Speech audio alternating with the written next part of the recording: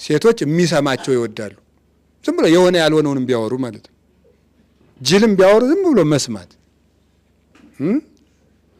ስራዬ ብሏ ባለቤቷን እማወራሃለኝ ብላ ሲያበቃ የሚገርም ነገር ማለዳ ወደ ቢሮ ሲሄድ ዶሮ አግኝቼ መንገድ ላይ ምንም ትርጉም ላይ ይሰጥ ይችላል።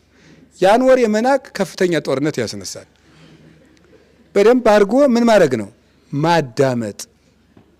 የክርስቶስ ስራው ማንን መስማት ነው። እሱ ቤተ ክርስቲያን ጮኸቷን ምህላነ ስም አምላክነ ምህላነ ስም አምላክነን የምትለው ቤተ ክርስቲያን እሱ ይሰማታል። ባል ደግሞ መስማት አለበት።